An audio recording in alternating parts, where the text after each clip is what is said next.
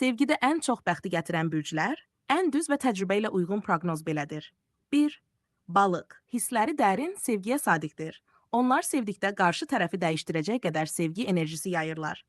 Qismətləri adətən ruh yoldaşı ilə birləşir. Məsləhət, sevgini qorumaq üçün hər zaman hisslərini açıq paylaş. 2. Tərəzi. Sevgidə harmoniyanı və anlayışı təmsil edir. Onlar üçün münasibət hər şeydir. Qarşı tərəfin qəlbini qazanmaq bacarığı çox güclüdür. Məsləhət. Özünü sevməyi də unutma, bu sənə daha çox xoşbəxtlik gətirəcək.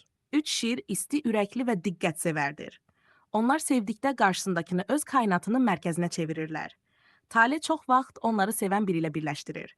Məsləhət, qürurunu biraz kənara qoy, sevgi daha dərin olacaq. 4. Xərçəng. Sevgiyə ruhani və ailəvi yanaşır. Onların içdən sevgisi qarşısındakı insanda güclü bağlılıq yaradır. Məsləhət, keçmişi burax, yeni sevgiyə yer aç. 5. Oğlaq səssiz, amma çox etibarlı sevgidirlər. Onların sevgisi az danışıb çox dəyər verməkdir. Həyat yoldaşı olaraq çox bəxt gətirirlər. Sevgini gizlətmə, bəzən sadəcə səni sevirəm demək kifayətdir.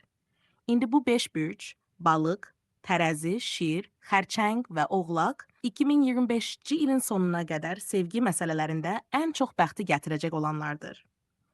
İstəyirsən bu proqnozun içindən yalnız oktyabr-noyabr sevgidə bəxti açılan bürcləri ayrıca yazım?